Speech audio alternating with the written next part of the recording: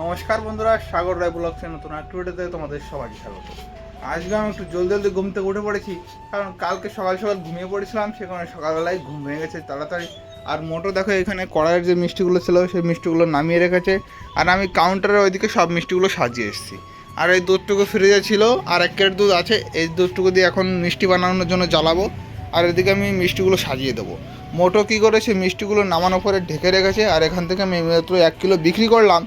আর এখান থেকে আমি এই ট্রেতে কিছু সাজিয়ে দেবো, সেখানে এটা ঢাকিনি, মানে সাজানোর পরে এটা ঢেকে রেখে দেবো। আর দুধওয়ালা আজকে আমার ল্যাক্টোমিটার নিয়ে যাবে, গরুর দুধওয়ালা বলছে যে কালকে থেকে হয়তো গাঢ় দুধ আনতে পারে, তা না হলে দুধ বন্ধ। আর এমনি যে প্যাকেটের দুধ সেই দুধওয়ালা এখনও আসেনি, কখন আসবে কে জানে। ওই দুধটা কী হবে, ফ্রিজে রেখে দেবো। আর আগামীকালের 2 ক্যারেট দুধ, এই যে 1 ক্যারেট আছে আর 1 ক্যারেট ফ্রিজের ভিতরে, যে ক্যারেট ফ্রিজের ভিতরে আছে সেই ক্যারেট হচ্ছে জ্বালাই রেখে দেবো, মানে শুকনো মিষ্টি বানানোর জন্য। আর এটা দিয়ে আসছে রসের মিষ্টি বানাবো। তারপর আমি এইখানে মিষ্টি বানানোর জন্য দুধ জ্বালানো শুরু করে দিয়েছি। এখানে মাত্র 12 লিটার দুধ দিয়েছি, আর 12 লিটার দুধ তো ফ্রিজে আছে তোমরা জানো। আর প্যাকেটের দুধওয়ালা এখনও আসেনি। আর মোটো ওদিকে রান্না চালু করে দিয়েছে, মানে সব সবজি কাটাকাটি করছে, মাছ ধোয়াধুয়ি সব কিছু রেডি করছে, রান্না এখনও শুরু করেনি, সব কিছু রেডি করছে। আর এই মিষ্টিটা আজকে তো 2 খোলা বানাবো, আর ওই কাজ করার পরে কোনো কাজ করবো কি করবো না এখনও বলা যাচ্ছে না, সব দোকানদারির উপর নির্ভর। যদি দোকানদারি ভালো হয় তাহলে হয়তো করতে হবে, একটু লাড্ডু বানাতে হবে। তবে মিষ্টিটা বানানোর পরেই লাড্ডুটা বানাবো, এখন আর বানাবো না। এখন মারতে গেলে আবার দুধ কাটতে ছানা কাটতে দেরি হয়ে যাবে। আর 2 খোলা কাজের পরে কোনো শুকনো মিষ্টি বানাবো কি না, তারপরে আমরা বসতে যাবো কি যাবো না এখনও ঠিক নেই কোনো। যদি জলদি কাজ হয়ে যায় তাহলে সব কাজই করব। দুধটা জ্বালা পরে দেখো আমি এই ডাকনা কটা বানালাম, কালকে কটা বানিয়েছিলাম সে কটা তো বিক্রি হয়ে গেছে, আজ যে কটা বানিয়ে রাখলাম। আর দুধটা অনেকটাই ঠান্ডা হয়ে এসছে, হালকা হালকা গরম আছে, তাই এখন যাবো ছানাটা কাটবো। আর ছানাটা কাটার পরে কি করবো এখনো বলা যাচ্ছে না, মোটর এখনো রান্না হয়নি।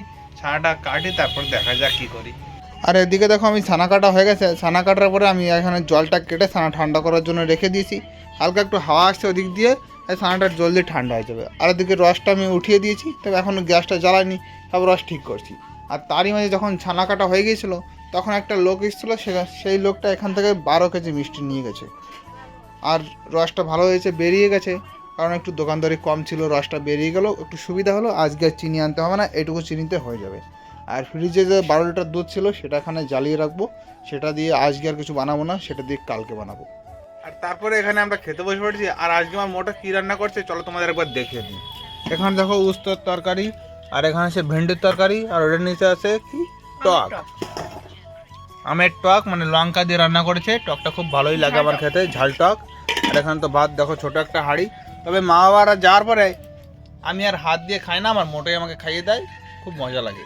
আর খাওয়া দাওয়া শেষ করে একটু বসছিলাম, তারপরে উঠে এই ছানাটা এখানে আমার প্রায় চাপা হয়ে গেছে, আর 1 চাপ দিয়ে নামিয়ে নেবো।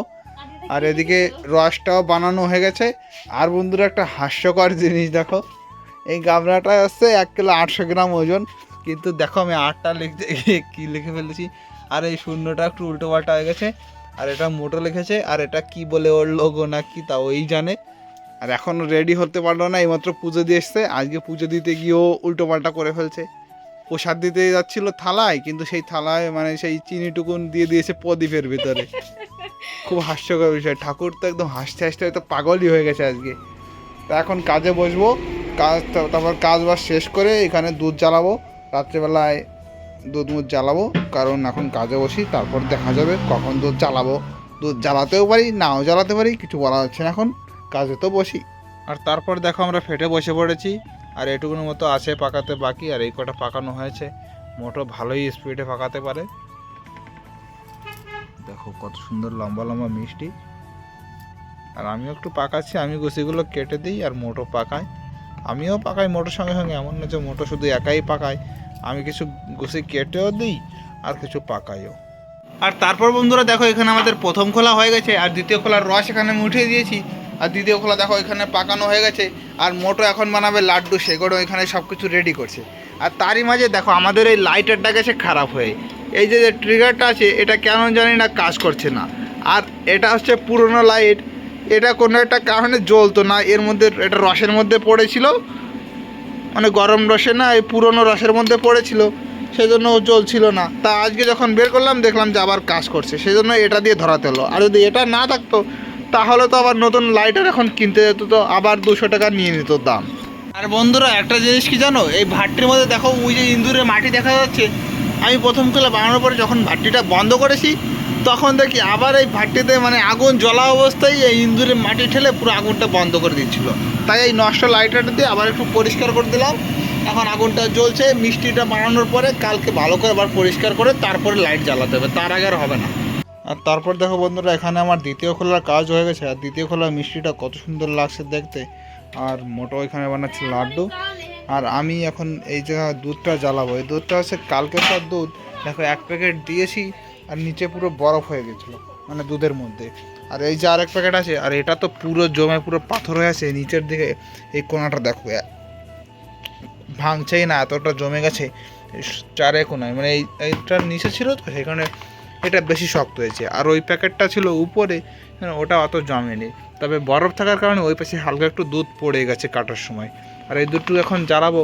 আর একটা দোকানদার এখন মিষ্টি নেবে, একটা লোকের কাছে পাঠিয়ে দেবো। দোকানদারটা সত্যি খুব হাওয়া যাওয়া দোকানদার আমার 300 টাকা মেরে খেলো। বলছে যে নাকি 300 টাকা কম পাবো, 1400 টাকা পেতাম, সেখানে বলছে যে 1100 টাকা নাকি ওর কাছে পাবো। মানে আর ভালো লাগছে না। তবে কী হলে ব্যবসা করতে হলে এটুকু লস নিতেই হবে, কিছু করার নেই। দেখো দুধটা কীরকম জমেছে, পুরো একটা বরফের চাংড়া হয়ে গেছে। এই উপর দিয়ে কেটে ফেলেছি, পুরো বরফই বরফ। দেখেছো বিশাল শক্ত হয়েছে, একদম জমে পুরো পাথর। আর তারপর দেখো এখানে আমার দুধ জ্বালানো প্রায় হয়ে এসছে। আর এখন একটা আকামের কথা মনে পড়লো, এই বাটিটা নিয়ে এসেছি। আর নিয়ে এসেছি দোকান থেকে কটা টোস্ট। এই টোস্টগুলো দিয়ে বানাবো এখন মালাই টোস্ট। এই টোস্টগুলো এখন বাটিতে এভাবে সাজিয়ে রেখে ওখান থেকে একটু দুধ দিয়ে দেবো, বাস হয়ে যাবে মালাই টোস্ট। আর তারপর দেখো আমি এখানে ভিজিয়ে দিচ্ছি। তবে টোস্টগুলো কী হচ্ছে, দুধের মধ্যে একদম ডুবে থাকছে না, সেই কারণে উপর থেকে একটু ভাড়া দিয়ে একটু ডুবিয়ে রাখছি। যখন একটু ভিজে যাবে টোস্টগুলো, ওজন বেড়ে যাবে, তারপরে দুধের নিচে চলে যাবে, বাস। আর সকালবেলায় খেতে পারবো, একদম সুন্দর হবে। তো বন্ধুরা, কাজ বাজ সব শেষ করার পরে আমি স্নান করে এখন খেতে বসে পড়েছি। আর আজকে মোটর রান্না করেছে আলু ভাজা আর রুটি। তো আজকের ভিডিওটি এখানেই শেষ করছি। সবাই ভালো থাকো, সুস্থ থাকো, আর আমার চ্যানেলটি সাবস্ক্রাইব করে আমার পাশে থাকো। বাই।